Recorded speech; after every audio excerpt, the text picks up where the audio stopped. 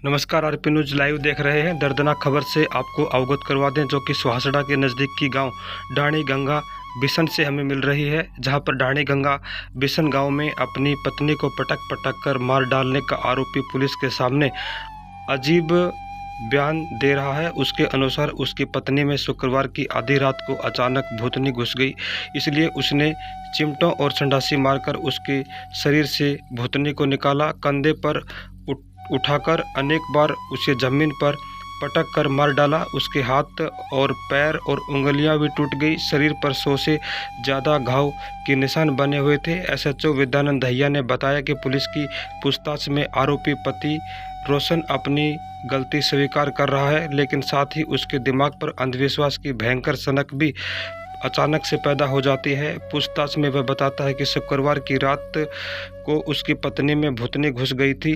इसी भूतनी को निकालने के लिए उसने अपनी पत्नी बाला देवी को चिमटों और संडासी से सारे शरीर को नोच डाला। सारा शरीर पर चिमटों और संडासी के निशान हैं। जब बाला देवी बचाव के लिए इधर उधर भागने लगी तो ताकत में उससे काफ़ी मजबूत रोशन उसे हाथों में उठाकर गेंद की तरह जमीन पर पटक देता था। लाचार बाला देवी मदद के लिए खूब चिल्लाती रही, लेकिन उसका घर गांव से दूर खाली जगह खेत में होने के कारण उसकी चीख पुकार को कोई नहीं सुन सका। उसके शरीर से भूतनी निकालने के चक्कर में रोशनी ने अपनी पत्नी को तब तक तड़फा तड़फा कर मारता रहा जब तक कि उसकी जान नहीं चली।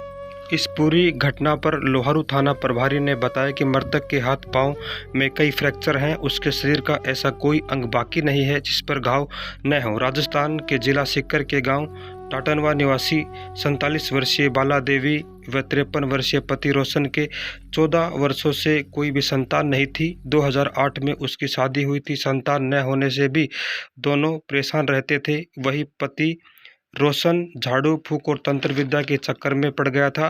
तांत्रिका या कोई भी साधु बाबा उसे जो भी वह उसकी फेर में फंस जाता था। अपने छोटे से घर में भी उसने तंत्र विद्या का स्थान सा बना लिया था। घर में वह और उसकी पत्नी ही दोनों जने रहते थे। गांव वासियों ने बताया कि संतान न होने के कारण आरोपी रोशन पिछले काफ़ी दिनों से समाज से कटा कटा सा रहता था। वह सीमावर्ती राजस्थान व हरियाणा के उन सभी साधु बाबाओं व तांत्रिकों के चक्कर में पड़ा रहता था जिसके बारे में कोई भी उसे बता देता था। पुलिस की प्राथमिक जांच में अभी तक यह सामने नहीं आया कि उसने किसी के कहने पर इस वारदात को अंजाम दिया था। तो ये दर्दनाक खबर हम बता रहे हैं जो कि सुहासड़ा के नज़दीकी गांव ढाणी गंगा बिशन की है, जहां एक अंधविश्वासी पति झाड़ू फूक और तंत्र विद्या के चक्कर में ऐसा आ गया कि उसने अपनी पत्नी की भी जान ले ली। तो ये दर्दनाक खबर आरपी न्यूज़ के माध्यम से हम आप तक पहुंचा रहे थे। अभी तक आपके अपने चैनल आरपी न्यूज़ को आपने सब्सक्राइब नहीं किया तो सब्सक्राइब जरूर कर लीजिएगा और साथ में बेल आइकन को भी प्रेस कर दीजिएगा, क्योंकि सबसे पहले जानकारी आपके फ़ोन पर आपके पास सबसे पहले पहुंच सके।